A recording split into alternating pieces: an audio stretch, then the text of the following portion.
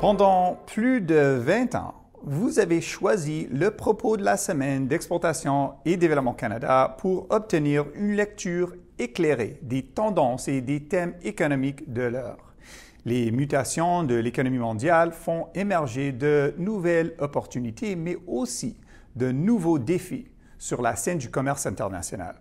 Nous avons donc affiné notre analyse afin de décrypter les plus récents développements commerciaux, de préciser leur incidence sur le Canada et d'aider un plus grand nombre d'entreprises canadiennes à briller sur les marchés mondiaux. Bienvenue à cette première édition de Zone Commerce. Cette chronique quinzomadaire a pour but de vous expliquer les impacts du commerce sur vous, votre entreprise et la prospérité de la population canadienne.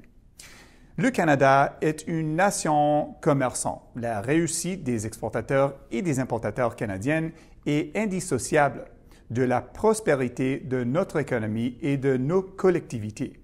Près de 2/3 du produit intérieur brut du Canada proviennent du commerce des biens et des services. Il est par conséquent primordial d'élargir nos relations dans la sphère du commerce international si nous aspirons à créer davantage de richesses pour les générations futures ici au Canada. Alors, comment se porte le commerce extérieur du Canada? Pour le savoir, faisons un bref tour d'horizon.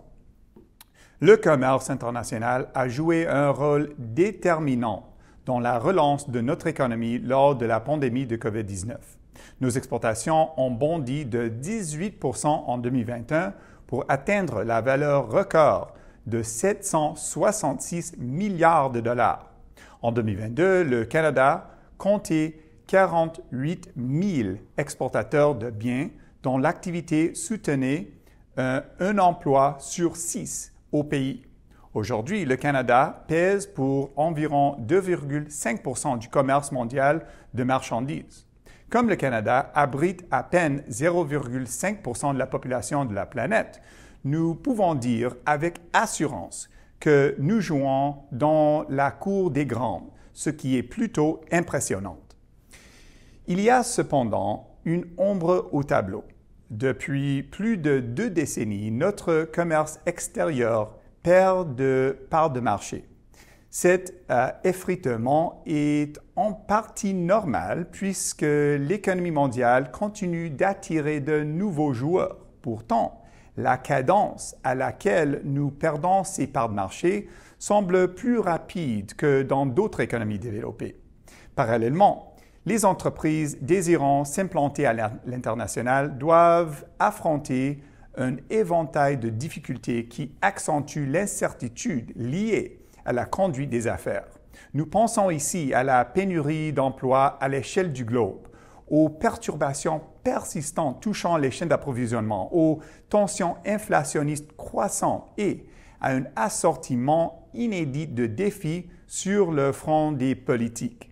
En ajoutant à ces aléas les bouleversements engendrés par le rythme rapide des innovations technologiques, l'évolution démographique, un contexte de fragmentation géopolitique et d'autres enjeux comme les changements climatiques, on pourrait conclure que la volatilité n'a jamais été aussi forte. Le mandat d'EDC est d'encourager plus d'entreprises canadiennes à se lancer sur de nouveaux marchés porteurs et à récolter les fruits de leur démarche d'exportation vers des économies de plus grande taille et en rapide croissance. Certes, les exportateurs canadiens sont toujours préoccupés par la conjoncture économique mondiale. Il n'en demeure pas moins, au fil du temps, qu'ils se disent plus optimistes à l'égard de ce que l'avenir leur réserve.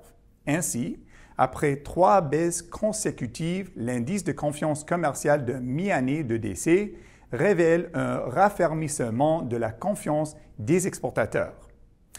Zone Commerce est là pour aider les entreprises canadiennes à mieux comprendre l'univers du commerce dans sa globalité en leur communiquant une information à jour et pertinente sur les marchés. Les entreprises nourrissant des ambitions au-delà de nos frontières sont donc mieux outillées pour partir à la conquête du monde. Le Canada a déjà conclu 15 accords de libre-échange avec 51 pays, ce qui lui donne accès à 1,5 milliard de consommateurs couvrant un territoire contribuant à 60% du PIB mondial. Le gouvernement du Canada cherche activement à ratifier de nouveaux accords de ce genre afin de faciliter les échanges commerciaux et les rendre plus sûrs. Selon Affaires mondiales Canada, le commerce bilatéral entre le Canada et ses principaux partenaires signataires d'un ALE a plus que doublé pendant les 10 années ayant suivi l'entrée en vigueur de l'accord. Or, cette croissance se limite à seulement 47% du côté des pays avec lesquels le Canada n'a scellé aucun accord. Au cours de la dernière décennie, plusieurs accords commerciaux d'importance ont été signés, notamment l'accord Canada-États-Unis-Mexique, l'accord de partenariat transpacifique global et progressiste et l'accord économique et commercial global entre le Canada et l'Union européenne.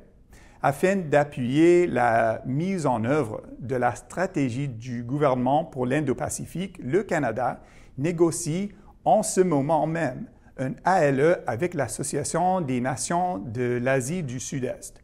Cet accord offrirait de formidables occasions aux exportateurs canadiens voulant tirer parti de cette région économique en rapide croissance qui représente un pactole de 47 000 milliards de dollars. Les exportateurs canadiens peuvent compter sur une demande dynamique et soutenue en provenance des États-Unis, pas moins de 75% de nos exportations étant destinées à ce marché. Il ne faudrait toutefois pas oublier que la diversification commerciale est un élément essentiel sur les plans macro et microéconomiques.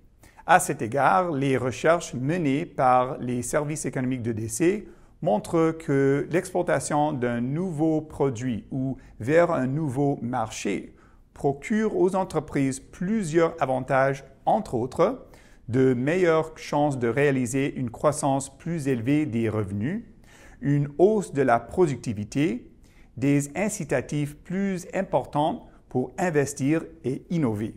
Conclusion. Dans la zone commerce, nous sommes les partenaires incontournables de votre réussite.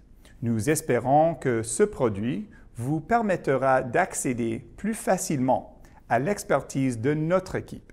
Après tout, EDC est particulièrement bien placé pour s'imposer comme une source d'informations spécialisée et actuelle sur le monde du commerce et tout selon une perspective résolument canadienne.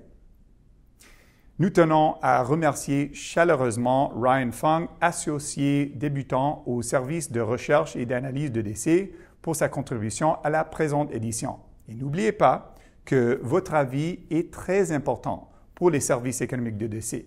Si vous avez des idées de sujets à nous proposer, s'il vous plaît, n'hésitez pas à nous les communiquer et nous ferons de notre mieux pour les traiter dans une édition future. Merci et à la prochaine.